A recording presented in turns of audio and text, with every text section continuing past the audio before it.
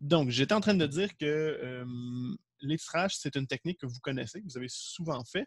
Nous, ce qu'on se limitait vraiment à faire une fois que la technique était faite, c'était pour être capable de, au point de virage, faire notre CAVA est égal à CBVB.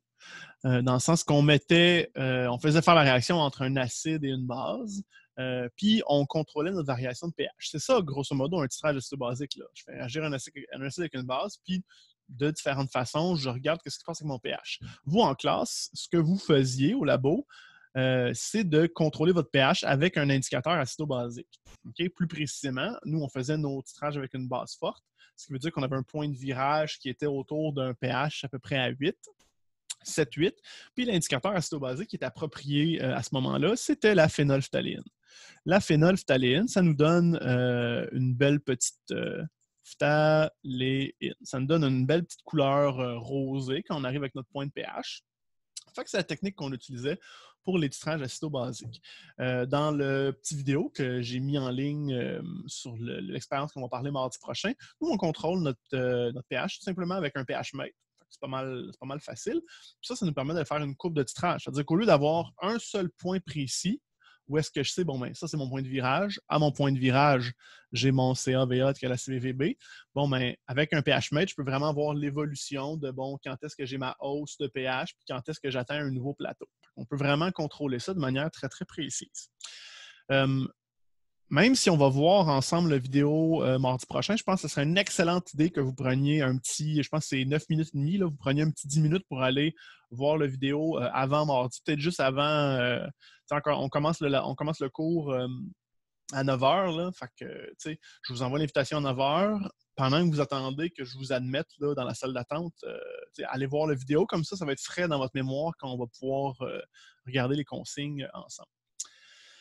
Donc, cette réaction-là entre un acide et une base, c'est une réaction qu'on vous avez vue souvent, qu'on a parlé, que vous avez parlé en secondaire 5 assez souvent aussi, qui est la fameuse réaction de neutralisation. Quand vous avez vu cette réaction de neutralisation-là, ce qu'on vous a dit probablement à ce moment-là, c'est que quand je fais une réaction entre un acide plus une base, ben ça me donne un sel puis de l'eau. C'est peut-être une des choses que vous vous rappelez le plus de votre secondaire 5, ça, puis PV NRT, là, c'est pas mal. On vient de résumer une bonne partie de votre secondaire 5. Ça, c'est vrai, cette équation-là, seulement si ce que j'ai, c'est une base forte. Okay? Si je n'ai pas une base forte, ce n'est pas un sel et de l'eau qui va apparaître. Cependant, nous, dans les choix qu'on a fait justement pour la matière de la résociation, on va se concentrer sur les titrages avec les bases fortes. Donc, on va voir exemple avec acide fort plus base forte, puis on va aussi voir un exemple avec acide faible plus base forte. Dans tous les cas, ça me va donner un sel plus de l'eau. Ce qui va nous rester dans le fond après ça à identifier, c'est est-ce que ce sel-là, c'est un sel qui va être neutre ou c'est un sel qui ou qui ne sera pas neutre dans le fond, qui va venir affecter le pH. C'est ça qu'on va devoir aller vérifier. C'est ça qui va différencier les titrages entre les acides faibles, base forte, et acides forts, base forte. On va en parler dans quelques instants. Fait que ça, c'est un petit survol de ce qui nous intéresse, qu'on va aller voir au niveau des pH.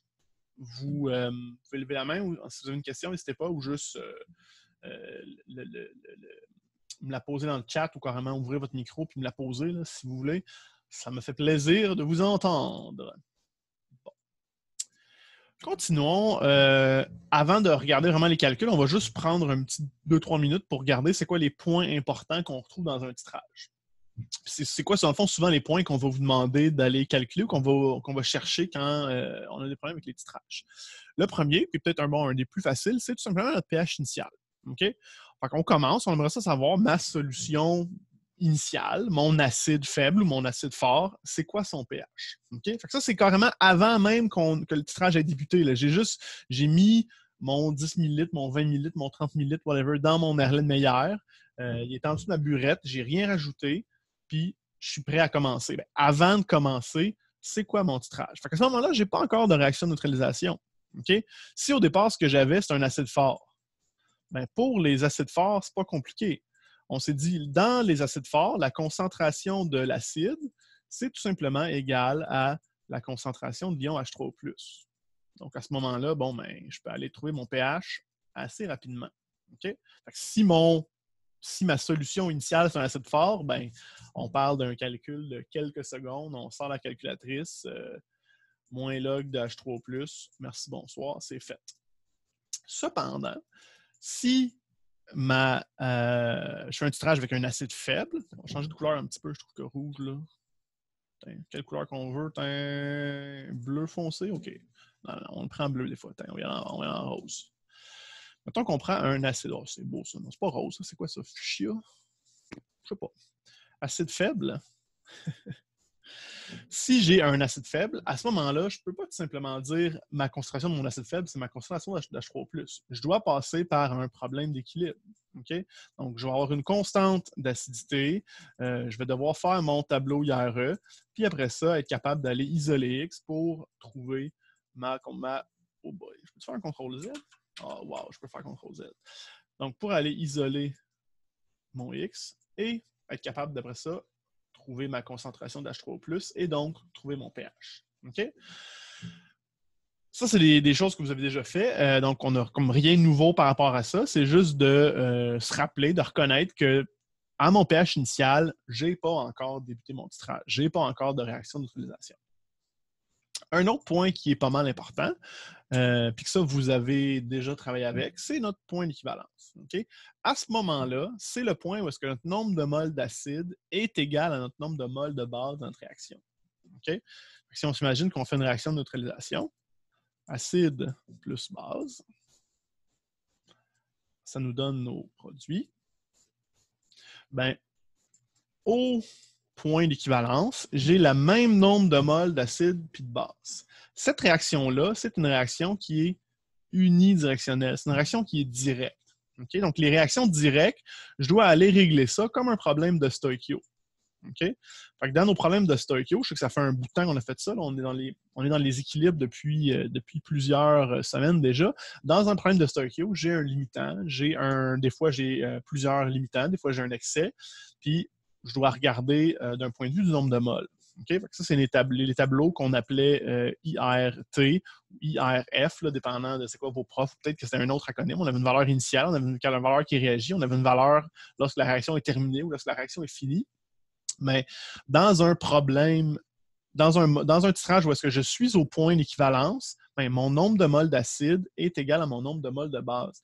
Fait que, par exemple, si mon nombre de moles d'acide initial, ben, c'était 0,1 mol, ben, au point d'équivalence, j'ai aussi 0,1 mol de base, ce qui veut dire que mes deux réactifs vont être des réactifs limitants. Petit rappel, notre réactif limitant ou nos réactifs limitants, à la fin, ils sont disparus, ils sont complètement consommés, il ne nous en reste plus. Okay? Donc, dans un haut point d'équivalence d'un titrage, ben, je n'ai plus d'acide initial, je n'ai plus de base initiale. Tout ce qui va me rester, ce sont mes produits. Donc, à ce moment-là, on va devoir aller regarder nos produits. Est-ce que c'est un produit qui vient influencer notre pH? Oui ou non. À ce moment-là, on peut aller utiliser l'équation CAVA est égal à CBVB. Okay? Ce qui va nous permettre de trouver une concentration ou un volume là, si c'est quelque chose qu'on cherche dans le problème. L'autre point qui est important, c'est le point de demi-équivalence. Ça, il va être particulièrement important quand on va faire un titrage avec un mélange d'un faible et d'un fort. Okay? Le point de demi-équivalence, le demi ici, veut tout simplement dire que c'est le moment où est-ce que j'ai mis la moitié du volume d'équivalence. Si mon volume d'équivalence, je ne sais pas, moi, c'était égal à 10 ml, ben, mon volume de demi-équivalence, c'est littéralement la moitié de 10. Ça serait 5 ml. Okay? À ce moment-là, encore une fois, si on vient se faire un petit exemple rapide, si mettons j'ai acide plus base, ça me donne les produits. On se fait notre petit tableau IRT. Mettons qu'initialement, j'avais encore mon 0,10 mol d'acide. Ben, au point de demi-équivalence, il y a la moitié du volume d'équivalence, donc la moitié de notre nombre de moles d'acide, par exemple, qui serait consommé. Donc, ça veut dire que j'aurais seulement 0,05 mol de base qui aurait été ajoutée. Si j'ai 0,10 puis 0,05, quand vient le temps de trouver mon limitant, ici, j'en ai juste un. C'est ma base qui va être limitant. Donc, c'est ma base qui va réagir complètement. Ce qui veut dire que qu'est-ce qui va réagir? Bien, c'est moins 0,05 mol. Ça va être aussi moins 0,05 mol du côté de l'acide, parce qu'on a un ratio de 1 pour 1 ici. Ce qui veut dire qu'il va me rester 0,05 mol d'acide. Suite à ça, si je veux calculer mon pH, bon, mais je vais devoir regarder il me reste combien d'acide, puis faire mon calcul de pH en lien avec ça. Je vais aussi devoir regarder du côté des produits, qu'est-ce que j'ai? Si j'ai un produit qui vient faire varier mon pH, par exemple, si j'ai une base conjuguée qui est apparue, bien, je vais devoir tenir compte de cette quantité-là dans mon prochain calcul. Donc ça, c'est nos 3 points qui sont pas mal importants, qu'on va parler, puis qui ont peut-être un nom un petit peu plus différent que juste le point à tel volume, là. Donc notre pH initial, notre point d'équivalence, puis notre point de demi-équivalence. Commençons avec les titrages de 2 forts. C'est les plus faciles, ça va aller assez vite passer à travers ça. Vous allez voir, ça va bien aller. On va se remettre une autre petite couleur, on va y aller avec le vert pour l'instant. Donc, d'un acide fort avec une base forte, ici on a notre premier acide fort, HCl, on a notre base forte, NaOH. Qu'est-ce que ça fait? Bien, ça nous donne notre eau et notre fameux sel ici. Ce sel-là, est-ce que c'est un sel qui va influencer notre pH? Si on vient le dissocier en ces 2 ions, on a l'ion Na+, on a l'ion Cl-. L'ion Cl-, c'est la base conjuguée de l'acide fort HCl. Ce qu'on s'est dit par rapport aux ions conjugués, c'est que les ions conjugués des forts, ce sont des ions spectateurs. Donc, Cl- n'influence pas le pH. Na+, étant un ion métallique positif, n'influence pas le pH. Donc, NaCl, c'est un sel neutre. Fait que, pas d'influence du tout sur le pH. Dans ce titrage-là, dans le fond, tout ce qu'on va avoir besoin de regarder, c'est à la fin du titrage, est-ce qu'il reste du HCl ou est-ce qu'il reste du NaOH ou est-ce qu'il reste aucun des deux? Okay? S'il me reste juste du HCl, ben, je vais avoir un pH acide. S'il me reste juste du NaOH, je vais avoir un pH basique. Puis s'il ne me reste plus aucun des deux, si je suis au point d'équivalence, ben, je vais avoir un pH neutre. Pour ce qui est des... si on vient se résumer ça un petit peu, là, je pense que j'ai fait je pense que j'ai fait c'est pas moi qui l'ai fait, là. Mais je l'ai pris de votre manuel, mais je trouvais qu'il représentait vraiment très, très bien ce qui se passait. Bon, au point d'équivalence, pH 7, parce que tout ce qui nous reste, c'est du NaCl, puis de l'eau. Puis ça, ben, c'est un sel neutre. Donc, ça reste, on a un beau pH de 7. Initialement, on a un pH qui va être très, très acide. Est-ce que vous avez une question, Farah? Ouais. Pourquoi le NaCl, je sais pourquoi. NaCl? NaCl, ouais. Mais Na, pourquoi on ne le prend pas en compte? Pourquoi ça devient neutre? Na+, c'est un ion spectateur. OK? Na+, il est chargé. Ben, première chose, il n'y a pas de H dessus, il n'y a pas d'hydrogène. S'il n'y a pas d'hydrogène, il ne peut pas agir comme acide parce qu'il ne peut pas donner un hydrogène. C'est notre définition de l'acide. C'est un donneur de protons, c'est un donneur de H+.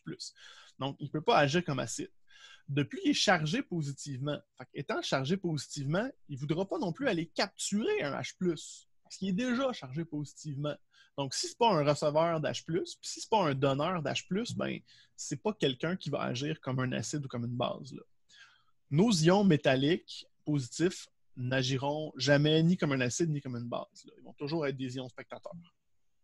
OK. Que ce soit Na+, que ce soit K+, Mg2+, on n'en tient pas compte, là, c'est des ions spectateurs. Donc, point d'équivalence, on a un pH de 7. À ce point-là, petit rappel, c'est le moment qu'on peut faire notre CaVa est égal à CbVb. Initialement, tout ce qu'on a, c'est juste un acide fort. Donc, c'est normal qu'on ait un pH qui soit très, très bas. Là. Ici, on a un pH qui est autour de 1. Ça veut dire qu'on a une concentration de 0,1 mol par litre dans ce cas-ci pour la base forte.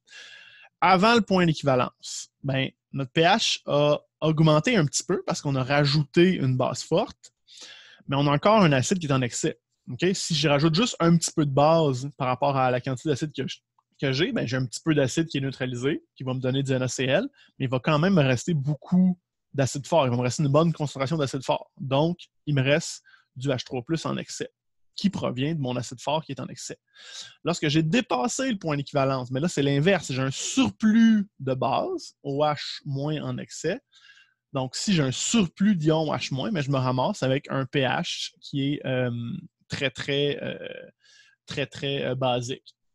En fait, ce graphique-là, si on viendrait faire tous les petits points ici, là, on verrait que la courbe devrait être beaucoup plus à pic que ça. Là. On devrait arriver ici, puis là, monter très rapidement, puis après ça, revenir pratiquement droit. Là. Okay? C'est pour ça que quand vous faites votre titrage avec une base forte et un acide fort, ce que vous avez fait, ce que vous avez pratiqué en début de session, ben, vous pouviez mettre là, comme une demi-goutte de base forte de trop, puis là, votre solution devenait rose très flash, là, rose Hello Kitty que j'appelle, rose bonbon, devenait rose bonbon juste avec ce point 1 millilitre ou cette demi-goutte de trop. Okay? Parce que justement, la variation ici, elle est extrêmement à pic de chaque côté du point d'équivalence. Maintenant, quel genre de petits calculs on peut nous poser avec ces choses-là? On va aller faire un premier petit problème ensemble pour les forts. Fait que sortez-vous un papier et un crayon. On va aller voir ça. Donc, nos énoncés vont tout le temps ressembler à ça. On va dire, on titre un certain volume de quelque chose. Par exemple, si on titre 25 millilitres, oh boy, c'est pas droit ça, on titre 25 millilitres d'un composé. Donc, on titre 25 millilitres de notre HCl. Puis notre HCl, il y a 0,10 mol par litre. Fait que ça, c'est notre acide qu'on a. En vert, là, c'est nos données par rapport à l'acide. Ensuite, en orange, on va notre base. On nous dit on a du NaOH à 0,20 mol par litre. On a nos données ensuite qui sont pour notre base. 3 petites questions. On a les 2 premières qu'on peut résoudre là, un petit peu plus rapidement. C'est pour ça que je les ai laissées. Puis après ça, on va prendre l'autre slide au complet pour résoudre notre 3e petite question par rapport à ça. Fait que, première question. Quel est le pH initial? Bien, initialement, qu'est-ce que j'ai dans ma solution? Là? Si je fais un titrage de HCl avec du NaOH, c'est quoi qu'il y a dans mon Erlen Meyer? On s'imagine que on s'imagine carrément mon petit montage. Là. Mais HCl, c'est pas un acide fort? Oui, c'est un acide fort. On va dire que ça, c'est notre... Pour de vrai, je pense que je devrais devenir un artiste. On a quelque chose dans notre burette, on a quelque chose dans notre Erlen Meyer. Okay? Quand on fait un titrage, si on nous dit on titre 25 ml d'acide, ben ça, ce que ça veut dire, c'est que dans mon Erlen, j'ai mon 25 ml qui est présent ici. Donc, mon pH initial, bon, ben, ça va être avec mon HCl. Fait que si j'ai du HCl à 0,1 mol par litre, c'est quoi son pH initial? Seriez-vous capable de me calculer ça en comme 5-10 secondes?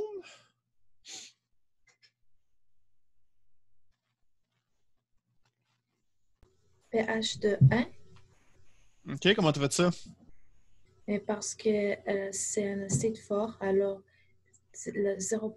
Ça va être moins log de 0,1 qui va donner 1. Pour un acide fort, la concentration de l'acide est égale à la concentration de l'ion H3+. Donc, ben, pH, comme Farnoux l'a dit, c'est moins log de notre concentration d'H3+. Donc, tout simplement moins log de 0,1.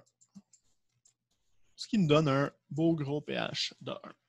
Fait que le pH initial pour un acide fort, quand je vous dis 5 à 10 secondes, c'est pas une exagération. C'est littéralement 5 à 10 secondes. Ça, c'est le temps que je trouve ma calculatrice sur mon bureau et que je le pitonne. Là. Ensuite, est-ce qu'il y a des questions pour notre pH initial pour le titrage ou pour mon petit dessin? Il est quand même clair, mon dessin. Là. Ma base, mon NaOH, il est ici. NaOH. Est-ce qu'il y a des petites questions par rapport à ça pour commencer? Yes, no, toaster. All right. Ensuite, quel est le volume d'un NaOH qu'on doit ajouter pour atteindre le point d'équivalence? Au point d'équivalence, qu'est-ce qu'on peut faire déjà? CABA est égal à CBVB. Donc, allez donc me trouver le volume de NaOH qu'on doit ajouter pour atteindre le point d'équivalence. Puis quand vous avez ça, vous me shootez un petit message en privé pour me dire votre réponse. Let's go, là. Un petit 15-20 secondes. Ça ne devrait pas être bien long, ça, là. C'est une couple de fois que vous l'avez fait, ce calcul-là. En plus, vous êtes habitué de le faire habituellement avec des min-max, des incertitudes là, dans vos labos. Là, c'est juste un CAVA, CBVB straight. Là. Même pas de min-max.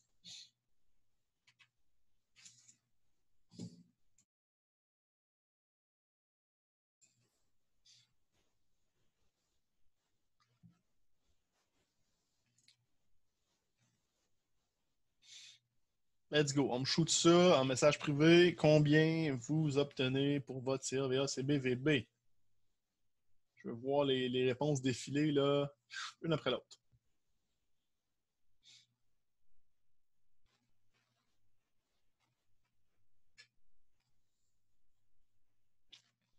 Bon, il m'en manque encore une coupe.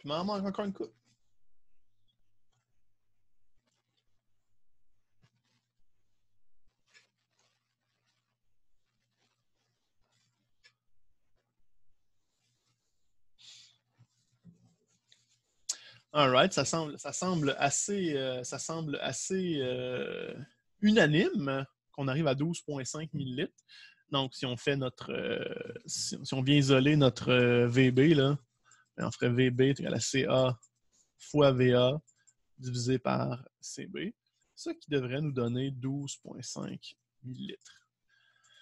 Ou bon, j'en ai 2-3 qui me l'ont envoyé en litres aussi, là, au point 125 litres.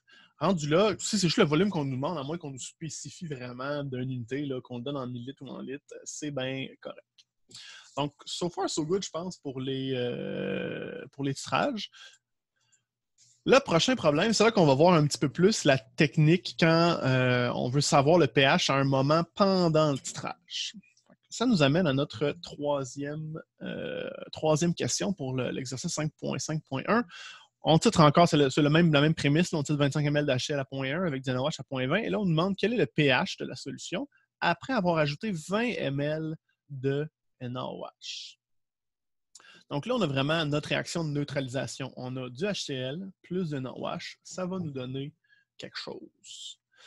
Quand on commence un problème comme ça, quand on nous demande le pH à un certain moment donné, notre première étape, là, c'est d'aller faire notre réaction de neutralisation. OK? RX, neutralisation.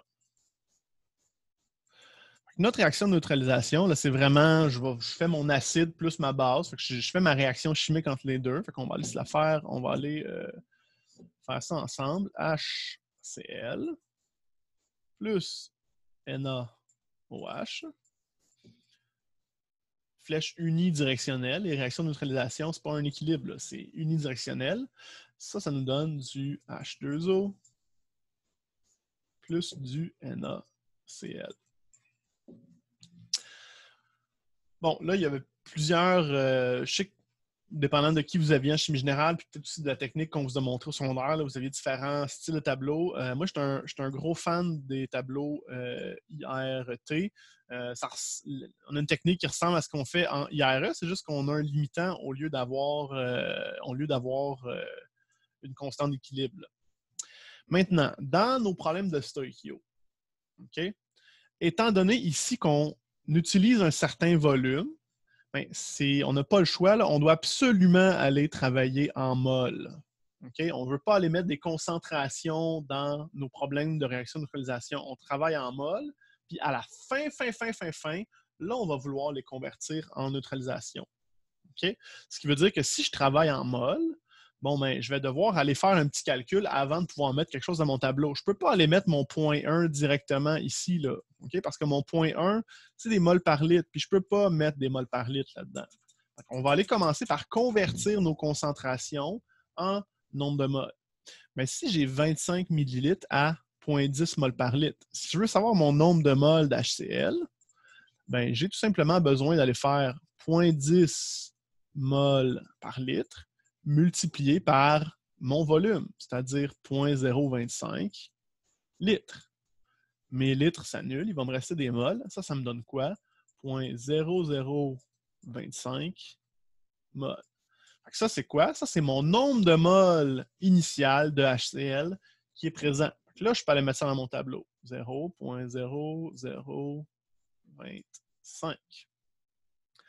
Je fais la même chose pour le NaOH. J'ai 0.20 mol par litre. Puis là, on nous dit qu'on ajoute 20 ml de NaOH. 20, donc le nombre de moles de NaOH. J'ai mon 0.20 mol par litre multiplié par 0.020 litres. Donc, bien important de convertir ici notre 20 000 litres en litres parce que ma concentration est en mol par litre. Fait que si je veux trouver mon nombre de moles, je dois multiplier par des litres et non des millilitres. Si je multiplie par des millilitres, c'est juste que ça va me donner des millimoles.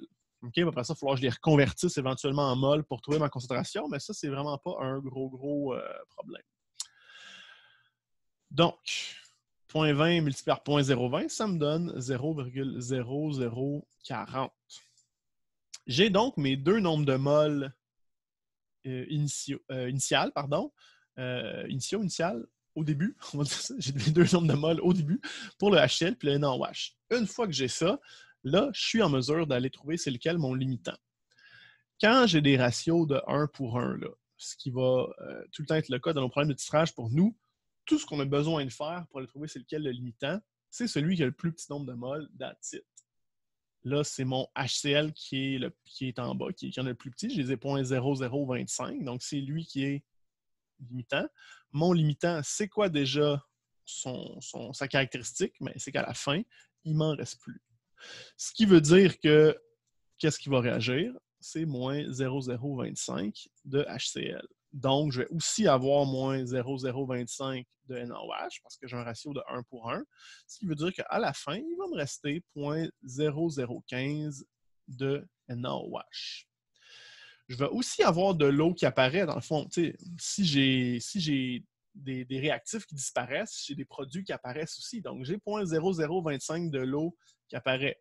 Nous, dans le cas de notre problème, l'eau ne vient pas influencer le pH. Donc, ça existe, là. Je le remplis pour vous le montrer, mais dans un problème où est-ce qu'on demande le pH, ben, je m'en fous carrément de ma colonne d'eau. Ça ne vient rien changer. Même chose pour le NaCl. J'ai aussi plus 0.0025 de NaCl, mais étant donné que le NaCl, c'est un sel neutre qui influence mon pH, ben, je n'aurais pas besoin de les remplir là. Mais je veux quand même que vous compreniez que ces produits-là apparaissent. Là. Si j'ai des réactifs qui disparaissent, j'ai des produits qui apparaissent nécessairement. Maintenant, si je veux trouver mon pH, qu'est-ce qu'il me resterait à faire? Je vous donne un petit 2-3 minutes pour essayer ça de votre côté. Là, on a quand même fait une bonne partie du problème ensemble pour débuter. Maintenant que je sais qu'il me reste 0,0015 mol de NaOH, quel serait mon pH? Essayez donc de me trouver ça. Quand vous pensez avoir la réponse, vous m'envoyez un petit message avec qu'est-ce que vous avez comme valeur, puis on va regarder ça. Qu'est-ce que ça me donnerait comme pH si j'ai 0,0015 de NaOH? Let's go.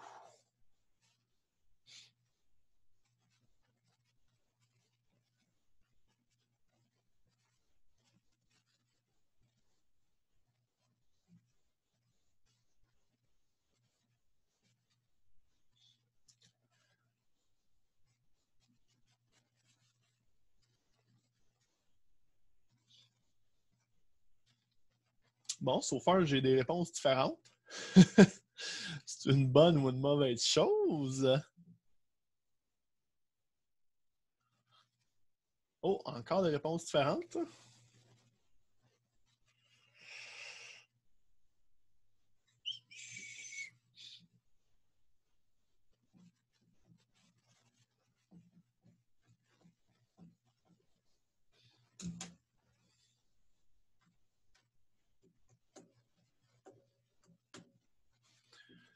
Oh, j'ai eu 2 fois une même réponse. Ah, je sais pas, là. Ceux qui m'ont pas encore envoyé ça, vous avez le temps, là. Essayez de me calculer ça, puis on va regarder ensemble si ça a de l'allure.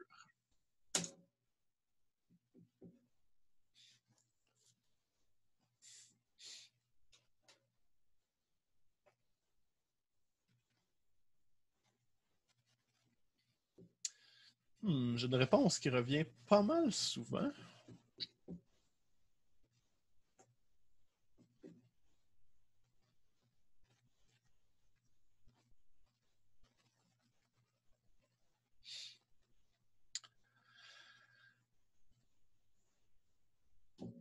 Bon, 1, 2, 3, 4, 5, 6, 7, 8, 9, 10. Il y en a encore une bonne dizaine là, qui m'ont rien envoyé. Je vous laisse encore une petite minute m'envoyer ça.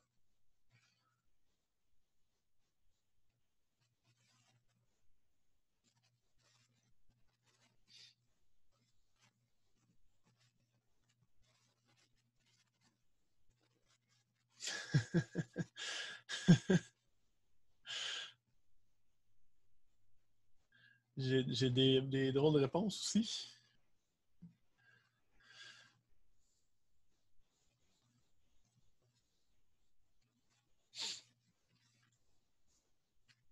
Bon. Là, j'en ai une bonne gang qui m'ont envoyé 11.18. Comment est-ce que vous êtes arrivé à 11.18, ceux et celles qui m'ont envoyé ça? Est-ce qu'il y a quelqu'un qui a arrivé à ça qui serait volontaire pour me l'expliquer vite, vite, là, de vive voix?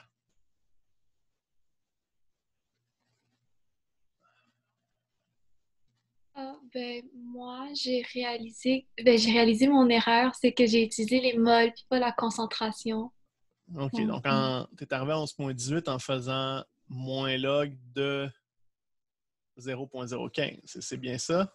ouais. OK. Donc, la valeur qu'on a ici, c'est ça que je voulais vous faire réaliser, puis qu'Alicia a réalisé sur le moment, c'est que cette valeur-là ici, ce qu'on s'est dit au début, ce qu'on met dans le tableau, c'est un nombre de moles. OK? Quand on fait notre calcul de pH, notre calcul de POH, c'est avec une concentration qu'on doit procéder. OK? Fait que moi, ce que je vous conseille de faire dans votre tableau, pour être certain qu'on n'oublie pas, c'est que rajoutez-vous une quatrième ligne. Ce tableau-là, dans le fond, on va l'appeler comme IRTC. OK? C'est pour concentration. Une fois qu'on a fini notre tableau, une fois qu'on a trouvé notre nombre de moles, on va aller convertir nos valeurs qu'on a et qui nous intéressent en concentration. C'est ces concentrations-là qu'on va devoir utiliser pour continuer notre problème. Fait que dans le cas de NaOH, il nous reste 0.0015 mol à la fin. Puis on a, c'est quoi notre volume total à la fin du titrage? Initialement, on avait 25 millilitres. On a rajouté un 20 millilitres, ce qui veut dire qu'une fois qu'on a ajouté ce vin-là, ce 20 millilitres-là, notre volume final, c'est 45 ml. Donc, pour avoir ma concentration, je dois faire 0.015 divisé par 0.045 litres, qui est l'équivalent de 45 millilitres, ce qui me donne une concentration de 0.033 mol par litre. Et là, cette concentration-là, je peux aller l'utiliser pour trouver mon pH et pour trouver mon pH. Ce qui va me donner une valeur finale de combien, Brian? Moi, j'ai eu 12,52 puis je l'ai arrondi à 12,5. Merveilleux. Qu'on arrive à 12.5, 12.52, c'est exactement ce qu'on doit arriver. OK? Donc, si on vient se résumer un petit peu notre fin de problème, là, juste pour être certain que c'est clair dans la tête de tout le monde, ce qu'on a dans le tableau à la fin, c'est un nombre de moles. Donc, pour contourner le problème, on se fait une petite quatrième ligne pour être certain de ne pas oublier qu'on appelle notre ligne C. Où est-ce qu'on convertit notre nombre de moles en concentration? Et ça nous permet de continuer notre problème. Avant qu'on continue, est-ce qu'il y en a qui ont des questions sur une des étapes ou un des chiffres que j'ai mis ou une explication que j'ai donnée là, pendant ce problème-là? Si vous en avez, n'hésitez pas.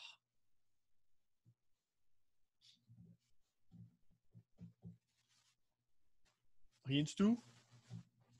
Si j'ai rien, je vais continuer. Ça résume assez bien, je pense, les possibilités avec lorsqu'on a deux phares ensemble. Dans ce cas-ci, ici, j'avais un surplus de NaOH, qu'à la fin, mon pH était basique. Si j'avais eu un surplus de HCl, à la fin, mon pH aurait été acide. J'aurais calculé mon pH directement au lieu de passer par mon pOH. Mais tu sais, une fois qu'on a fait la neutralisation, quand on a deux phares, le problème est pratiquement fini là, parce que la concentration qu'on a, c'est un phare, donc c'est directement de la concentration de l'ion qui nous intéresse, là, soit de OH-, soit d'H3+. Là où est-ce que ça va être un petit peu plus difficile, où est-ce qu'on a des situations un petit peu plus différentes, c'est quand on titre un faible avec un fort. Donc plus précisément, un acide faible avec une base forte. Ici, on a un exemple. Au lieu de prendre un NaOH, on a carrément tout simplement pris l'ion OH-. Là.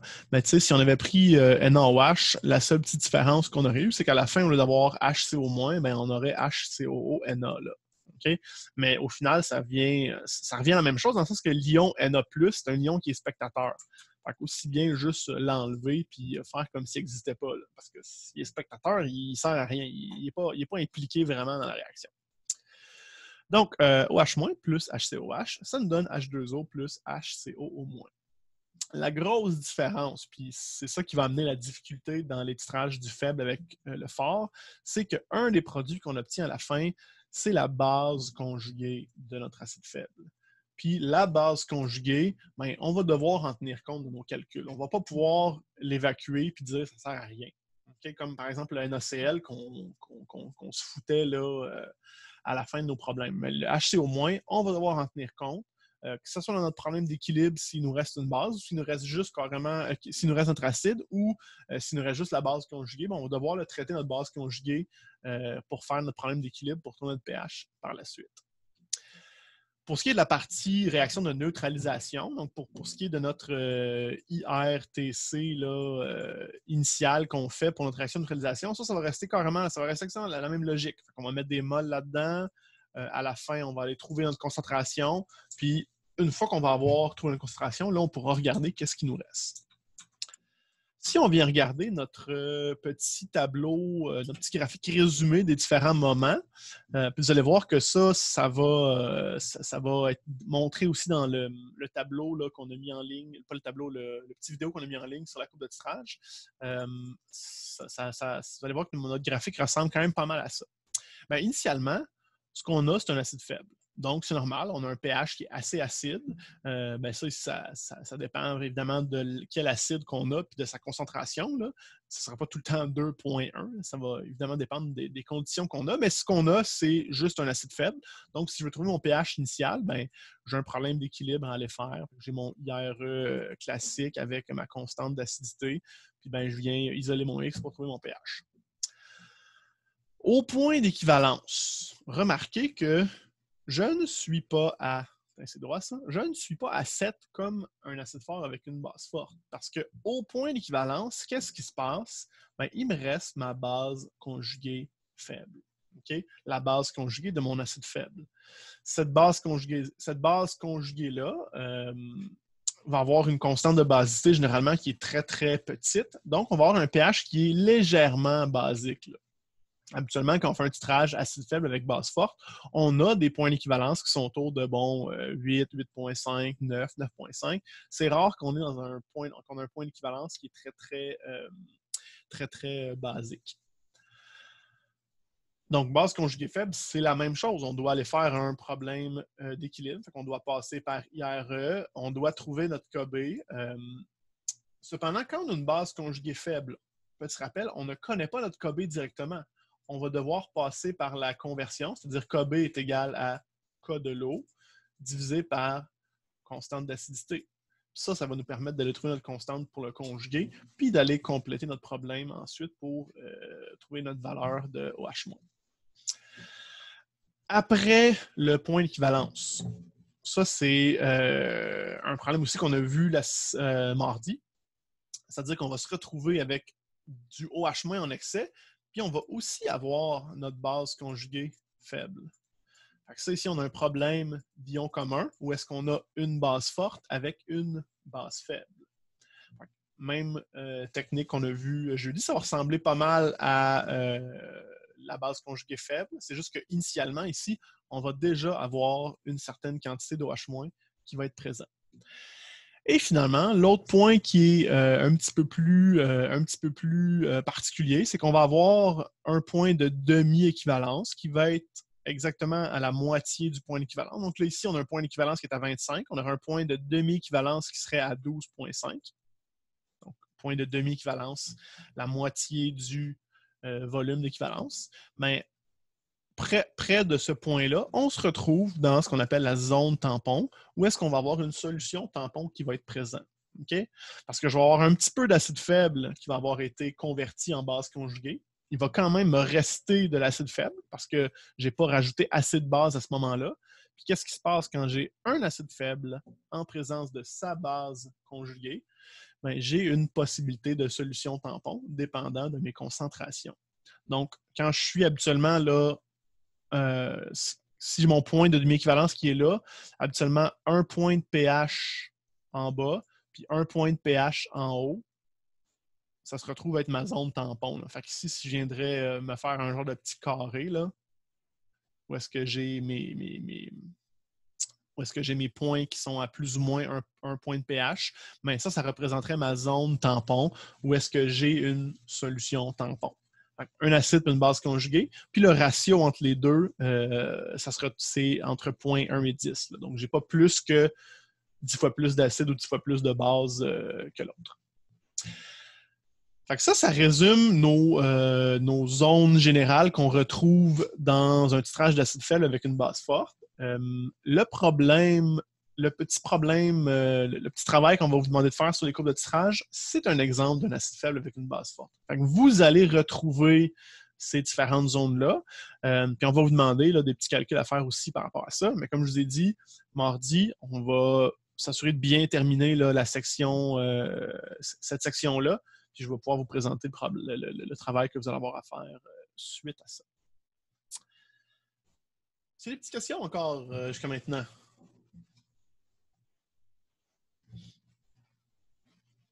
Non, pas du tout. Vous pouvez me faire des noms aussi, s'il n'y a pas de questions. Là. Vous mettez un beau petit X rouge. Non, Guillaume, je n'ai pas de questions. All right. C'est tout ça un petit problème? Ben oui, déjà. OK. Ça, je vous dis absolument rien. Ça fait plusieurs problèmes là, d'équilibre qu'on fait avec ça. Fait que je vous laisse 100% débuter. Comme je vous ai dit, l'objectif, c'est que ces problèmes-là devraient nous prendre peut-être 2, 3, 4 minutes max à faire, là, juste quand j'ai juste un acide faible, par exemple. Là. Fait qu'on essaie de faire ça, on se lance là-dessus. Fait qu'on titre 10 ml de CH3COH. Donc, on a un composé ici qui est à 25 avec du NaOH à 0,50 mol par litre.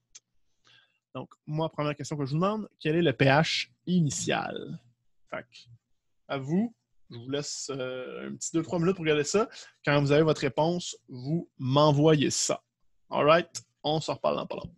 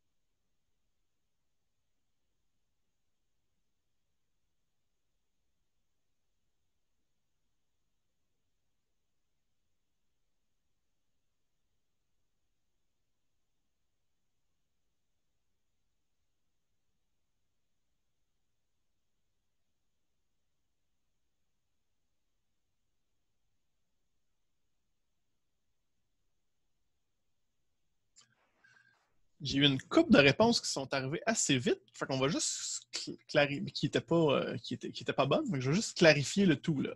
OK? Là, initialement, ce qu'on a, c'est du CH3COH, là. OK?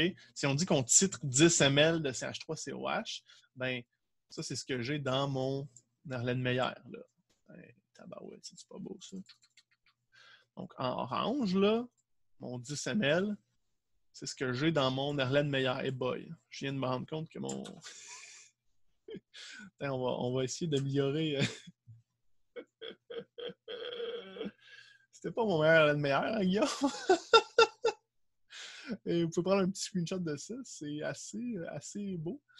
Attends, on va l'effacer. C'est pas la première fois que ça m'arrive. Donc, dans mon... Ça m'a un petit peu déconcentré. C'est ce que j'ai dans mon Erlen, ça là. OK?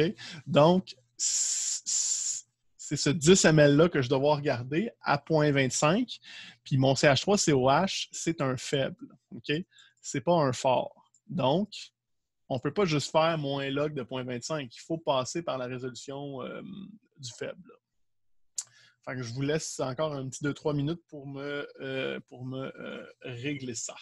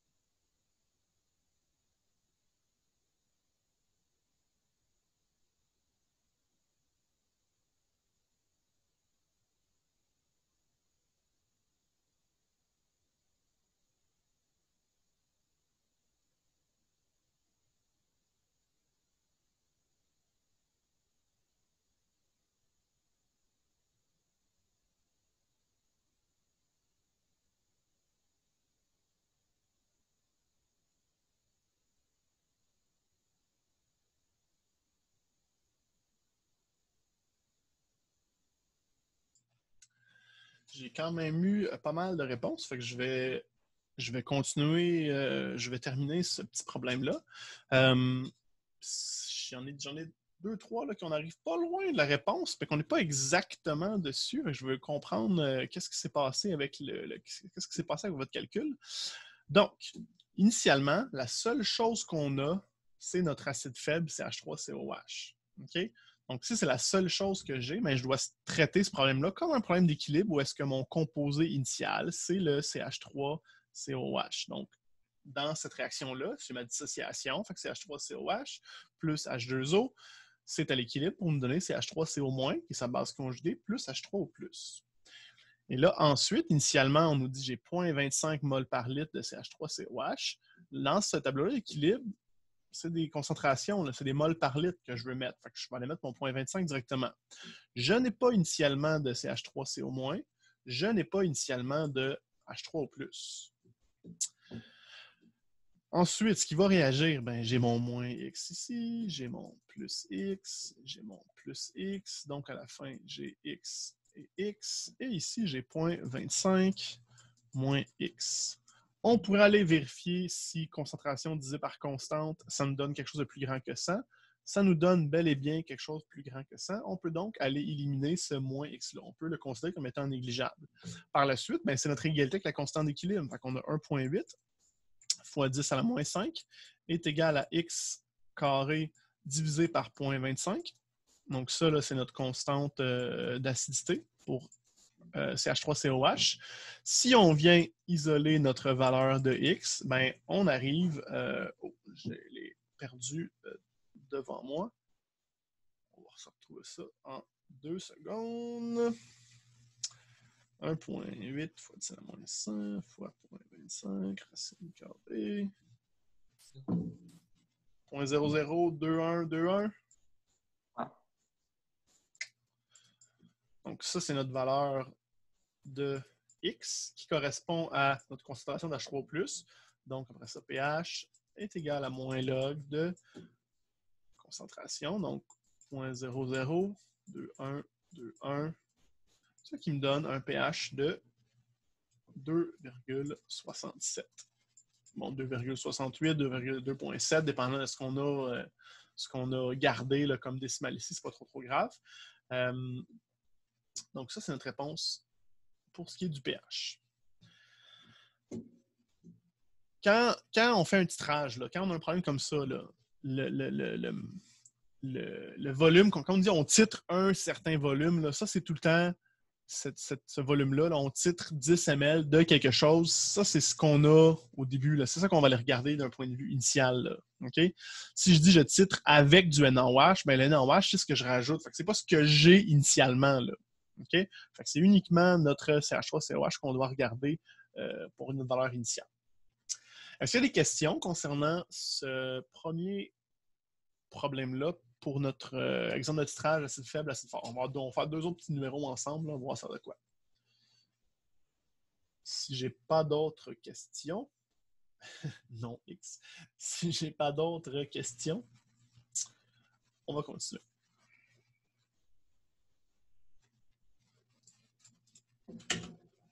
OK.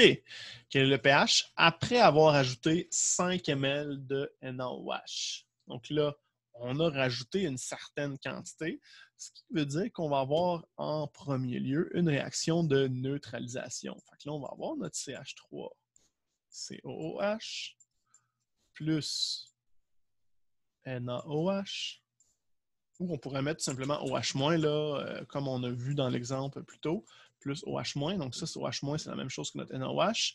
La réaction de neutralisation, elle est unidirectionnelle. Ça nous donne du CH3COO- plus de l'eau. Donc, première chose, vous complétez votre réaction de neutralisation. Puis après ça, vous allez pouvoir regarder ce qui vous reste. Je vous laisse commencer votre problème. N'oubliez pas que dans nos problèmes de neutralisation, on fait une réaction de Stoichio. Puis n'oubliez pas non plus à la fin de convertir le tout avec la concentration. Donc, tiens, je vous laisse démarrer ça. Puis on se reparle dans 2-3 minutes. M'envoyez des questions, m'envoyez un petit message si vous avez une question ou si vous voulez vérifier votre réponse. On s'en parle bientôt.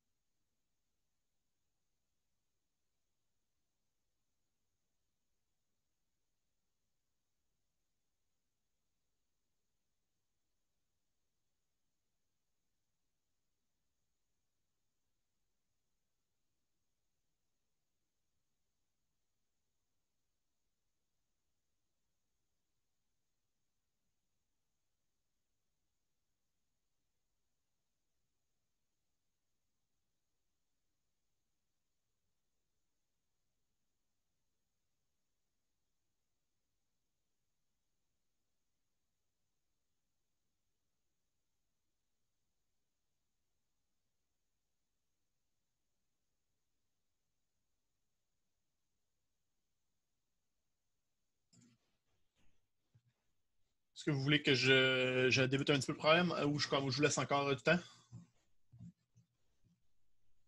Un petit crochet vert si vous voulez que je commence, un petit X rouge si vous voulez que je vous laisse encore un petit peu plus de temps. On va laisser la démocratie parler. Ben, soyez pas gênés de mettre un petit X rouge si vous voulez plus de temps. Là. Okay, on a quand même eu 2-3 X rouges. Je vais juste faire une ou deux petites étapes au début. Après, je vous laisse quand même après ça du temps pour continuer. Donc, initialement, 10 ml de CH3COH à 0.25, ben, je vais devoir trouver un nombre de moles pour ma réaction de neutralisation.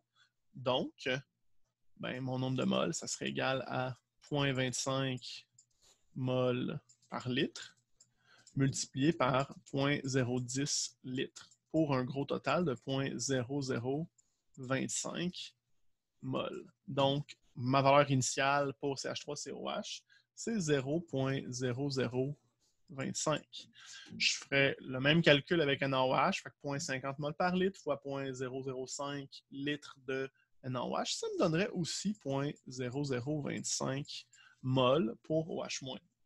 Si j'ai deux valeurs qui ont le même nombre de moles au départ, ça veut dire qu'à ce moment-là, je me retrouve à être au point d'équivalence. Donc, le 5 ml ici, là, ça serait mon point d'équivalence. J'ai le même nombre de moles d'acide que de base. Ben, à ce moment-là, mes deux seraient des réactifs limitants. Donc, à la fin, les deux, je n'en aurais pas. Je vous laisse, maintenant que j'ai démarré ça, je vous laisse encore un petit peu de temps. Quand je vais avoir là, une bonne dizaine de personnes là, ou 10-15 personnes qui vont envoyer leur réponse, là, je vais terminer le tout par la suite.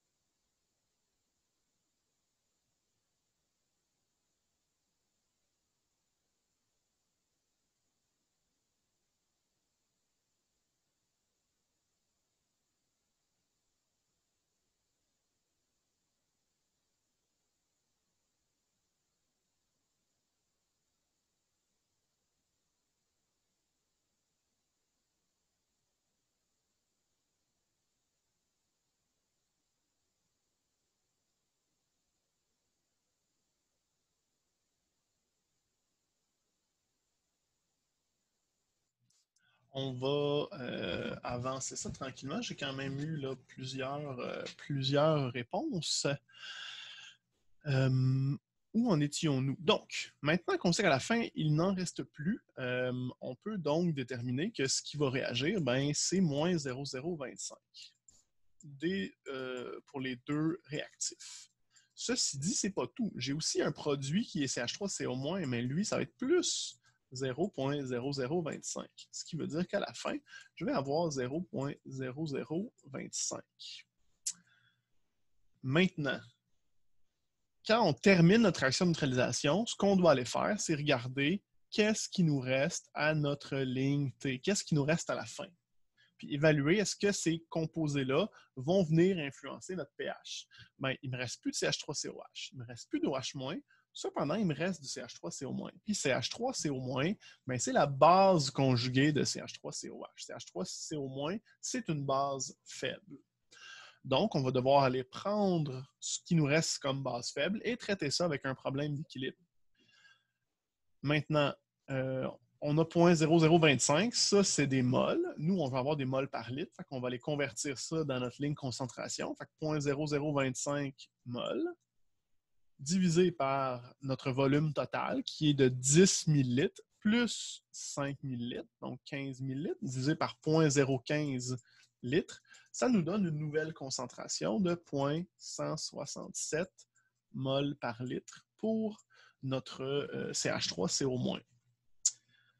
Une fois qu'on a ça, bien là, deuxième partie du problème, on va aller faire ça en autre couleur, deuxième, on va dire en vert, deuxième partie du problème, bien, ça va être notre problème d'équilibre, où est-ce que notre point de départ, c'est notre base faible, donc CH3CO- plus H2O, c'est à l'équilibre avec du CH3COOH plus OH-.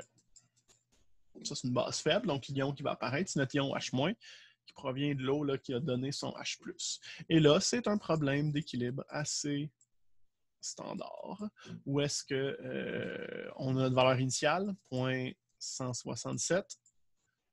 Ça, c'est la base conjuguée. Il va falloir aller trouver son KB en faisant K de l'eau divisé par Ka. Puis après ça, on va compléter notre problème là, pour aller isoler notre X puis trouver une concentration de OH-. Donc, ceux qui n'ont pas encore terminé, il y en a quand même plusieurs là, qui n'ont pas encore terminé. Je vous laisse encore un autre petit 2-3 minutes pour aller compléter la deuxième partie là, du problème pour celui-là. On se reparle dans quelques instants.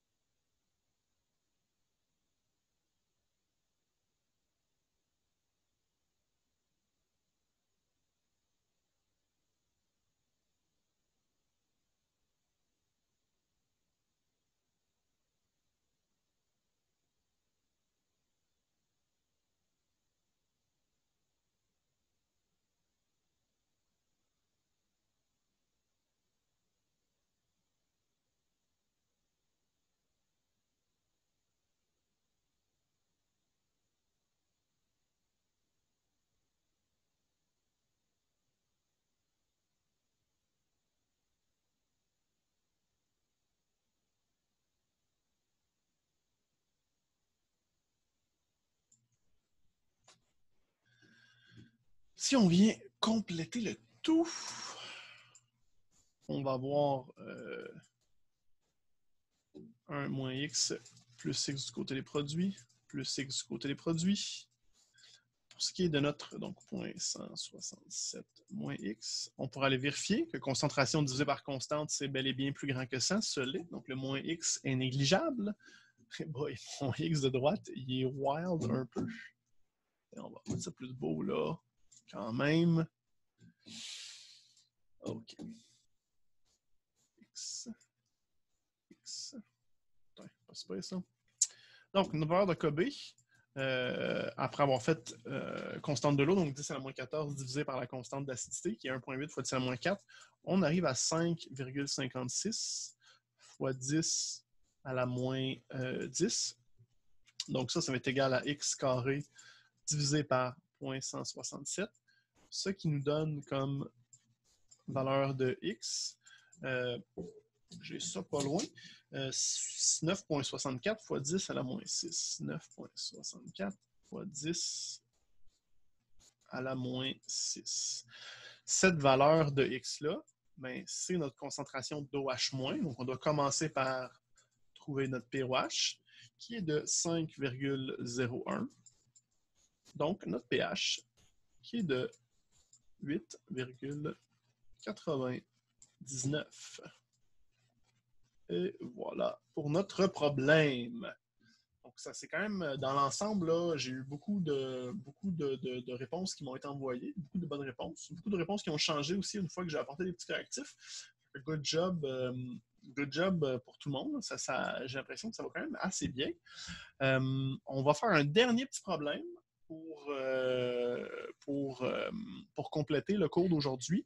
Celui-là, là, on devrait commencer à être pas pire. Je pense que le rythme se passe assez bien. Avant de passer au prochain problème, est-ce qu'il y a des questions sur la fin de la démarche? Ou sur le début aussi, là, si vous n'avez juste pas posé votre question, c'est le temps de le faire maintenant. Pas du tout. Pas de questions sur comment j'ai trouvé ma constante de basicité. Sur il vient de où mon point 167. Non, ça va? Moi, j'ai une question. Ouais, vas-y, Brian. Oui. Mais vous savez, comme en haut, quand on a fait le titrage, pourquoi on a pris en compte le CH3CO-, mais comme on n'a pas repris en compte le CH3COH après? C'est que mon CH3COH, il m'en reste plus à la fin, là. Je parle dans le deuxième tableau vert. Il en revient. OK. OK. Puis, qu'est-ce qu'on aurait fait avec notre CH3COH? Mais je me demande qu'est-ce qu'il y a de différent entre ces deux équations pour qu'on le prenne en compte dans le premier et pas le deuxième. C'est que notre première équation, c'est la réaction de neutralisation. C'est-à-dire que c'est la réaction entre CH3COH et l'ion OH-, là. OK? Tandis que ce qui se passe ici, c'est qu'au départ, je n'ai pas d'ion CH3COH, je n'ai pas d'ion OH-. Tout ce que j'ai, c'est ma base conjuguée qui va faire apparaître une certaine quantité d'ion OH-. C'est cette quantité-là qui va nous permettre d'aller calculer notre pOH, notre pH. Là. Fait que c'est nos conditions de départ qui sont différentes. Si j'avais eu du CH3COH, ben là, il aurait fallu que je le mette dans ma ligne initiale dans ma réaction à l'équilibre, mais là, je n'en avais pas, puis je n'avais pas de OH- non plus. Fait que je commence avec 0. Dans le fond, je peux pas, si j'en ai pas initialement, je peux pas dire qu'ils vont réagir ensemble pour se neutraliser parce qu'il n'y en a pas. Ce que j'ai initialement, c'est juste mon CH3CO-. Là. OK, c'est bon, j'ai compris. Ouais. Je vois la différence. OK. Est-ce qu'il y a d'autres questions? C'est pas gêné, là. On est là pour ça. Si personne ne se manifeste, on va donc continuer avec notre dernière partie. Donc, toujours la même situation. On titre CH3COOH. J'ai-tu... Ouais, ça, c'est la même question. On va modifier ça. Quel est le pH? Ouais, quel est le pH? 5 millilitres après le point d'équivalence. Quel est le pH 5 ml après le point d'équivalence? Okay? Donc, notre point d'équivalence, si on va regarder plus tôt, c'est qu'on avait ajouté 5 ml.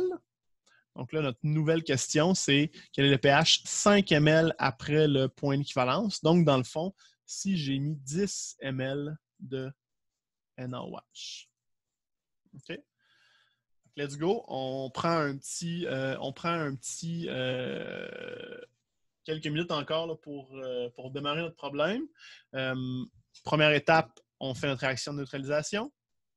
Deuxième étape, on va avoir une réaction d'équilibre. On regarde qu'est-ce qui va nous rester à ce moment-là. On démarre ça. Si vous avez des questions, vous m'écrivez ça. On se reparle dans quelques minutes.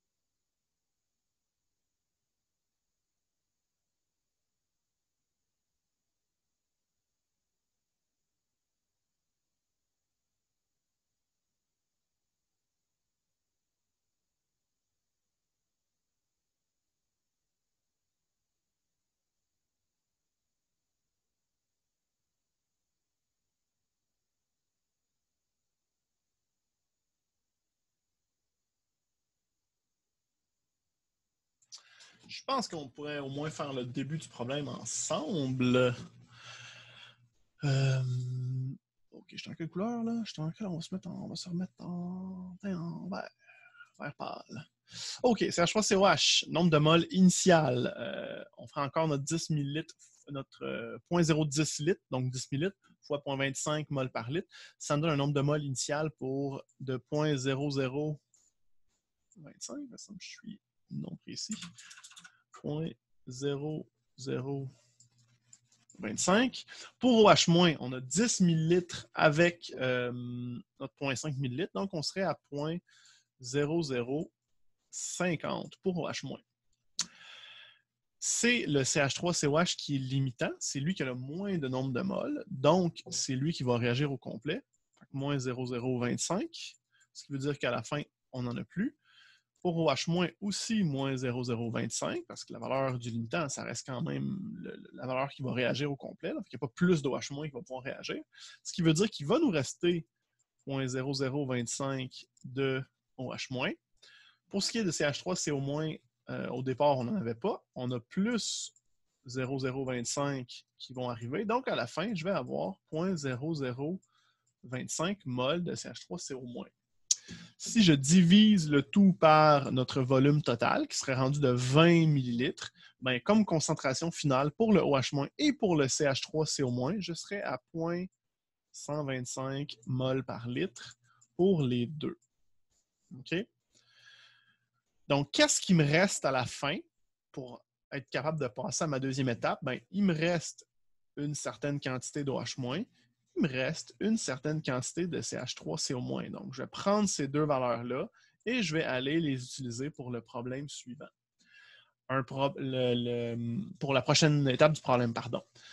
Ce qui nous reste, c'est une base faible ainsi qu'une base forte. Mais quand j'ai cette situation-là, ce qu'on fait, c'est un problème d'équilibre où est-ce que je vais avoir une certaine quantité de OH- qui va être présente initialement.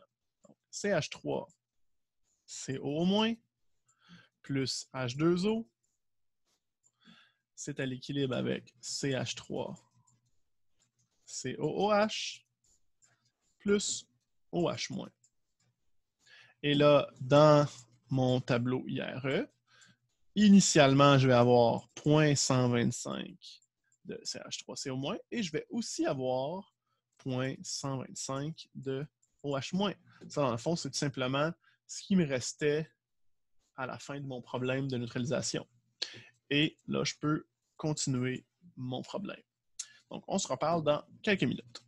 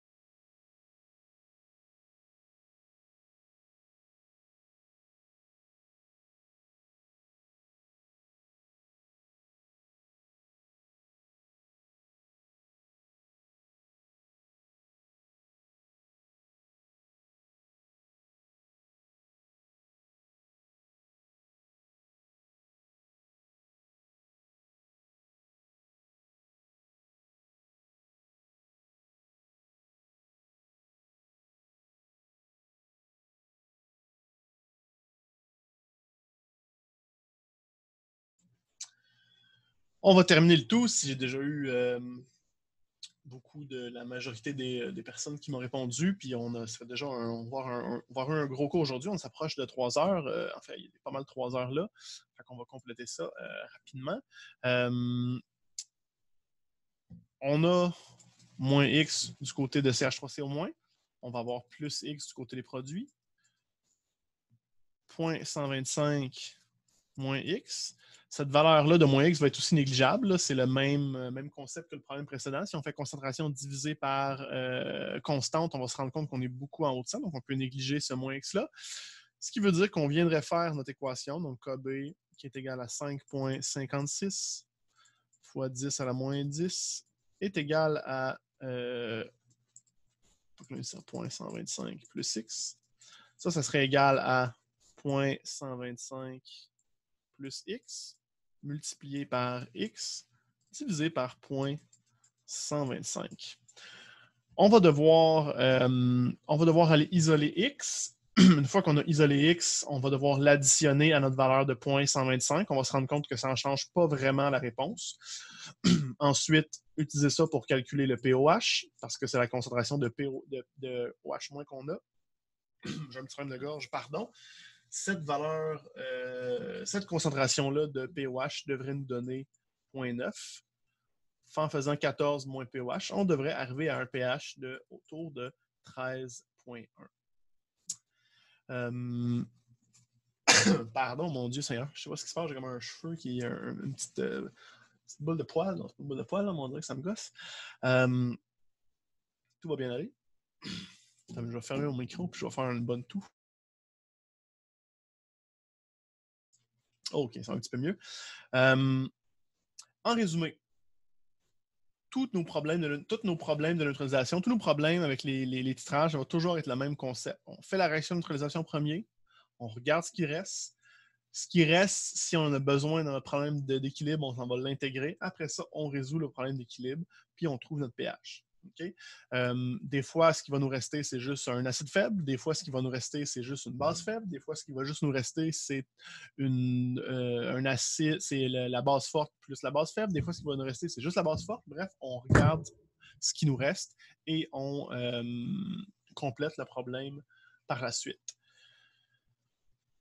Je vais arrêter l'enregistrement pour l'instant.